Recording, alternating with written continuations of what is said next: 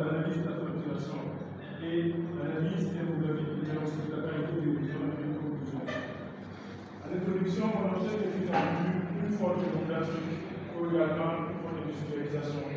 Donc, ces deux éléments entraînent une consommation excessive en énergie. Donc, il est important de prendre des mesures nécessaires pour non seulement économiser l'énergie, mais également réduire le coût de la facture au niveau de certaines sociétés. Donc, raison pour laquelle l'audit énergétique a été mis en place. Donc, présentation de la structure Famille Business. Famille Business est une entreprise qui a été créée en juillet 2022 à la capitale de Ouagadougou. Elle a su se démarquer de ces autres entreprises à travers la qualité de ses services et également dans la rigueur dans les travaux. Également, il réalise des activités telles que les travaux électriques, également les outils énergétiques sans oublier la fourniture et l'installation d'équipes sous également la formation. Généralité sur l'audit énergétique. Qu'est-ce que l'audit énergétique? Selon la norme EN 16247, l'audit énergétique est un examen, une analyse méthodique de l'usage de consommation d'un site, d'un bâtiment, d'un organisme. En gros, c'est un outil qui permet de réduire le coût de la facturation, mais également d'économiser, aussi de détecter les différents problèmes et les installations d'équipement.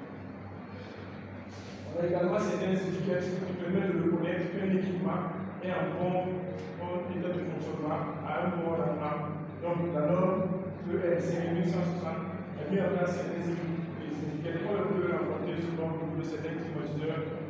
Et on attend souvent des marques qui veulent également dans le secteur du réfrigérateur.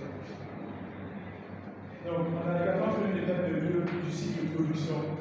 Et là, c'est une activité qui est extrêmement poussée du moteur. Donc, on a également fait des recherches pour voir les différents moteurs qui existent sur le plan international. Et le code IEC international, la classe d'efficacité énergétique IEC a défini un certain nombre de classes énergétiques allant de 1 à 5 et en fonction de leur mode d'identification.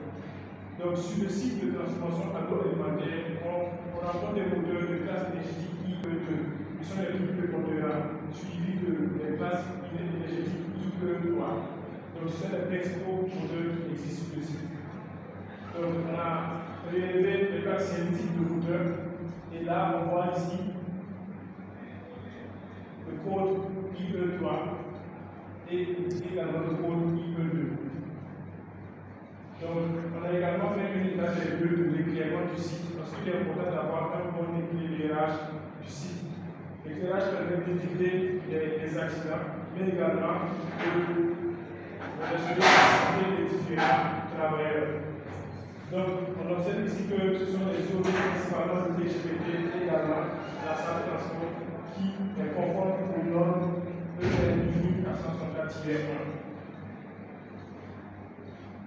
Donc, passons maintenant à l'analyse de la facturation. Madame la présidente du jury, ici il est important de mettre un accent sur la facturation qui est très essentielle.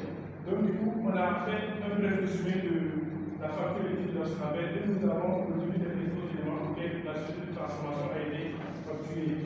Nous avons plusieurs heures de pointe allant de 10h à 14h, de 16h à 19h. Donc, le montant est facturé et à 118 francs le kilowattheure.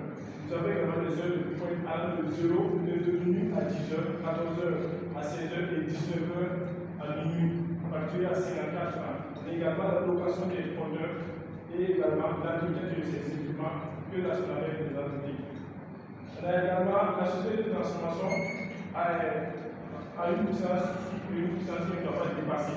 À chaque puissance, elle est facturée. Donc là, nous avons le coût de puissance suite qui est facturé à 5336 francs.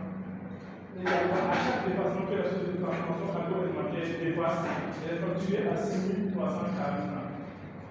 Donc, on voit la nécessité d'éviter les dépassements. Donc, on a également effectué une analyse de la facturation sur une période de 4 ans pour pouvoir détecter les différences sur l'amélioration. Et nous saurons que nous avons 7 dépassements que la société de transformation a effectués. Pendant qu'elle a une puissance de 160 kW. Donc, cela peut joue également sur le montant de la facturation que cette image nous présente. Donc, le plus haut montant va de, vous avez 7 millions et le plus faible montant et à 4 millions enregistrés en janvier 2023. Également, on va également analyser les différents équipements qui constituent le cycle de transformation pour détecter les différents équipements. Et on observe que les moteurs sont les plus prépondérants à l'âge de 47%, suivi des climatiseurs à 29%, l'électroménager à 14%, l'informatique et également la motivation et le village. Donc, cette image montre la répartition des équipements. Également, on va analyser les heures de fonctionnement de la cellule de transformation sur le site. On observe que les heures pleines sont les heures auxquelles les équipements fonctionnent plus. Donc, du coup, on a également la consommation et également le montant. Donc, à chaque fonctionnement, comme on avait vu précédemment, l'image montrait que les heures de production sont à 118 kWh et les heures de pointe à 54 francs. Donc, c'est nécessaire de la télévision de ces équipements.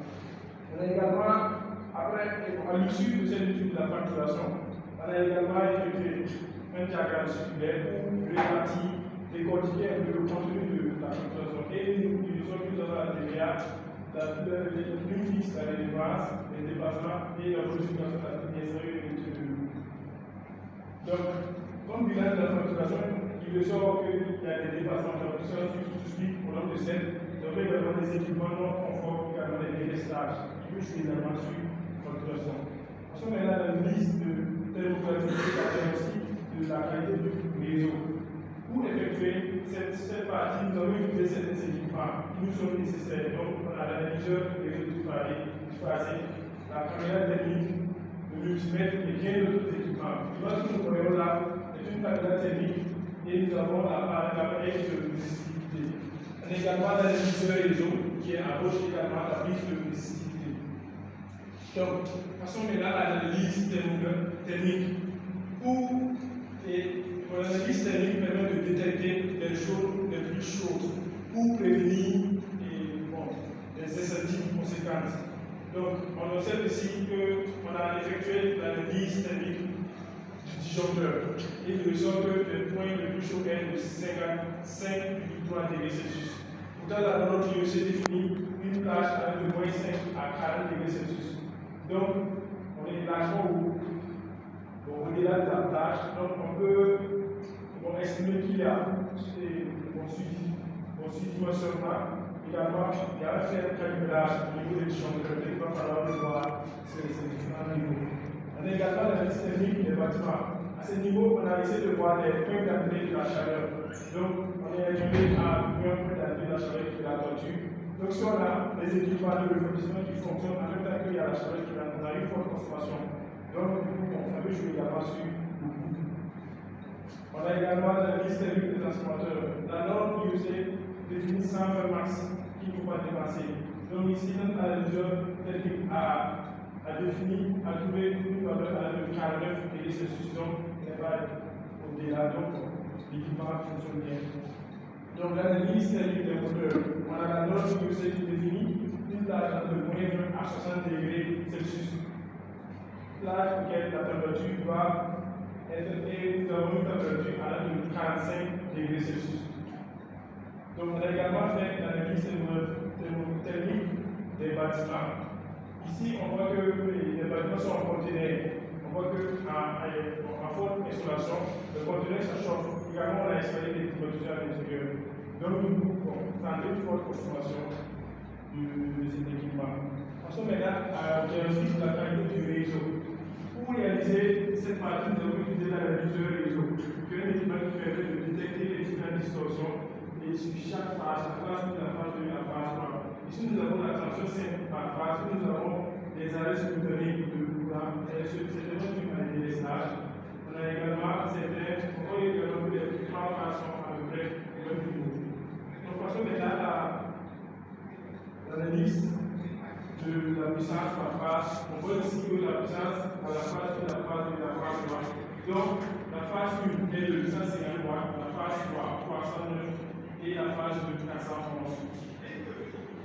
Donc, on va également analyser les distorsions harmoniques. Il dit que les harmoniques, ce sont des fluctuations potentiellement dues au gros consommateur, également à des sources non linéaires qui étaient installées. Donc, on On a un compte final de la ligne qui va connecter du réseau, on a des circulations et les différentes harmoniques qui entraînent le chauffement de ces appareils. Donc cela également peut jouer sur l'outil de la facturation. Donc comme recommandation ici, on propose d'installer des moteurs à haut rendement, par exemple les classes efficacité énergétique à la de IE3 en allant, ce sont les performants. On a également proposé de rénover l'installation des bâtiments et la mise en place des installations électriques, arrêter les climatiseurs à la sortie et éteindre les lumières à la descente.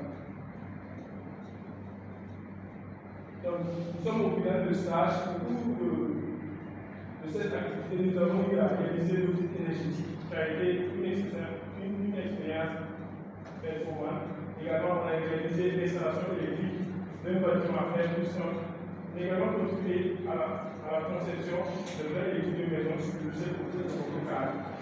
Donc, ce stage nous a permis d'être autonomes, également d'améliorer nos connaissances au sein de la collaboration.